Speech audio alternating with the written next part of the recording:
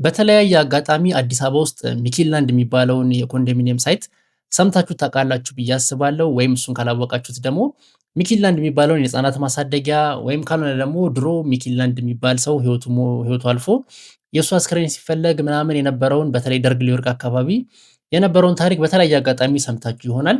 ዛሬ ስለ ሚኪላንድ ማታውቁ ካላችሁ እስኪ ስለ ሚኪላንድ የተወሰነ ነገር ልንገራችሁ። ሙሉ ስሙ ጆርጅ ቶማስ ሊላንድ ይባላል። የቴክሳስ ዲሞክራቲክ ፓርቲ አባል የነበረ የአሜሪካ ኮንግረስ ውስጥ ሴናተር የነበረ ሰው ነው። ይህ ሰው በጣም የሚታወቅ የነበረው በምግባረ ሰናይ ተግባሮቹ ነው። በተለይ አፍሪካ ውስጥ የነበሩ በረሃብና በጦርነት የተጎዱ ህዝቦችን እርዳታ የማስተባበር ስራን በመስራት በጣም የሚታወቅ የነበረ የአሜሪካ ሴናተር ነው። እናም በ1970ዎቹ መጨረሻና በ1980ዎቹ መጀመሪያ ወደ ኢትዮጵያ አንዴም ሁለት ጊዜ ተመላልሶ ነበር። በተለይ የ77ቱን ድርቅ ተከትሎ የአሜሪካ ኮንግረስን በማሳመን እስከ $800 ሚሊዮን የሚሆን ገንዘብ በማሰባሰብ አፍሪካ ውስጥ በሚገኙ የተለያዩ ሀገራት ውስጥ የእርዳታ ማስተባበሪያ ስራዎችን፣ የህፃናት ማሳደጊያዎችና ትልልቅ የሆኑ የምግባረ ሰናይ ስራዎችን የሰራ ሰው ነው እና ይህ ሰው ኢትዮጵያ በመጣ ጊዜም አዲስ አበባ ውስጥ ከደርግ መንግስት ጋር በተለይ ከእንደነ ኮሎኔል ብርሃኑ ባየ አይነት ሰዎች ጋር የተለያዩ ስብሰባዎችን ያደርግ የነበረ ሰው ነው። ያኔ ደግሞ ደርግ ያው ሶሻሊዝም የኮሚኒዝምን ርዕዮተ ዓለም የሚከተል የነበረ ነው። ከምዕራቡ ጋር የነበረው ግንኙነት ሻካራ ቢሆንም ሴናተር ሚኪላንድ ግን አፍሮ አሜሪካን ስለነበረ ጥሩ የተባለ ግንኙነት ስለነበረው በተለይ ከፕሬዚዳንት መንግስቱ ጋር የተለያዩ የእርዳታ ስራዎችን ይሰራ የነበረ ሰው ነው። ከአዲስ አበባ ውጭም በጎንደር፣ በባህር ዳር በተለያዩ የኢትዮጵያ ክፍሎች እየተዟዟረ የተጎዱና በጣም ችግር ላይ ያሉ ሰዎችንም የጎበኘ የአሜሪካ ሴናተር ነው። ከዛም በተጨማሪ ደግሞ በጎንደር አካባቢ በብዛት ይኖሩ የነበሩ ፈላሻዎች ቤተ እስራኤላውያን ወደ ሀገራቸው ወደ እስራኤል የሚመለሱበትን መንገድም ለማመቻቸት ከነ ፕሬዚዳንት መንግስቱ ጋር የተለያዩ ንግግሮችን አድርገውም ነበረ።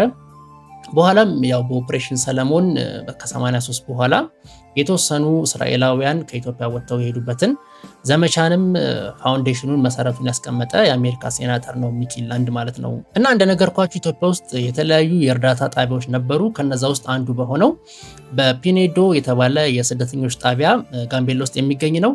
እሱን ለመጎብኘት በኦገስት 7 1989 ወደ ፒኔዶ የተባለው ወደ ጋምቤላ ወደሚገኝ የእርዳታና የስደተኞች ጣቢያ ለመጎብኘት በሄደበት ወቅት እሱና ሌሎች 16 ሰዎችን ጭኖ ይጓዝ የነበረው አውሮፕላን በደረሰበት አደጋ ምክንያት ይከሰከሳል።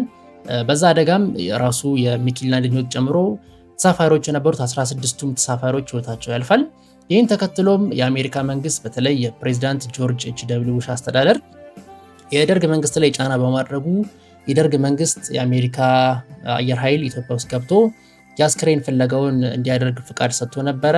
በዚሁ መሰረት ጋምቤላ አካባቢ የአሜሪካ አየር ኃይል አባላቶች የሆኑ አስክሬን ፍለጋ ለማድረግ ገብቶ ነበረ። በዛም ከኢትዮጵያ እንትኖች ጋር ወታደሮችና የሲቪል ሰራተኞች ጋር በመሆን አንድ ላይ የአስክሬን ፍለጋውን ለቀናት ካደረጉ በኋላ የሴናተሩና ሌሎች አስክሬን ተገኝተው ወደ ቦሌ ዓለም አቀፍ አውሮፕላን መጥቶ ለኢትዮጵያ ላደረጉት ትልቅ ስራም ለሴናተር ሚኪላንድ የክብር ወታደራዊ የሆነ የአስክሬን ሽኝት ተደርጎላቸው ወደ አሜሪካ ተወስደው ያው በሀገራቸው ቀብራቸው ተፈጽሟል ማለት ነውና በዚሁ አጋጣሚ ያኔ ግንቦት 1981 ላይ መፈንቅለ መንግስት ተደርጎ ነበረ ፕሬዚዳንት መንግስቱ ላይና ያን መፈንቅለ መንግስት ካደረጉት ከ20 ምናምን በላይ ከሚሆኑ ጀነራሎች ውስጥ በህይወት ተርፈው አሜሪካ የገቡት ሜጀር ጀነራል ቁምላቸው ደጀኔ ይባሉ ነበር።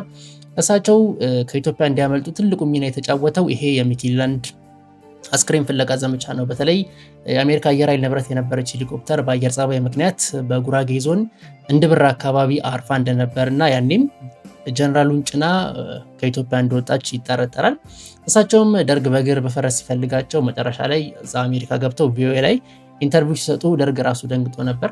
ያው እቺ ዘመቻ ነበረች ትልቁን ስራ የሰራችው ማለት ነው። ሴናተር ሚኪላንድ ያው ፖለቲካ ሳይገድባቸው ዘር ቀለም ሳይለዩ አፍሪካን መጥተው የተለያዩ እርዳታ ስራዎችን በመስራታቸው በኢትዮጵያ በተለይ ለኢትዮጵያ ትልቅ ስራ ስለሰሩ በወቅቱ ከሳቸው ህልፈት በኋላ ሚኪላንድ የተባለ የህፃናት ማሳደጊያ ጣቢያ የነበረ ሲሆን ያው ከደርግ መንግስት መውደቅ በኋላም ከተወሰኑ ጊዜያት በኋላ ይሄ የህፃናት ማሳደጊያ ሲበተን አሁን የሚታወቀው ሚኪላንድ የተባለው የጋራ መኖሪያ ኮንዶሚኒየም የተሰራበት ቦታ የእሳቸው የህፃናት ማሳደጊያ የነበረ ቦታ ነው ለማለት ነው።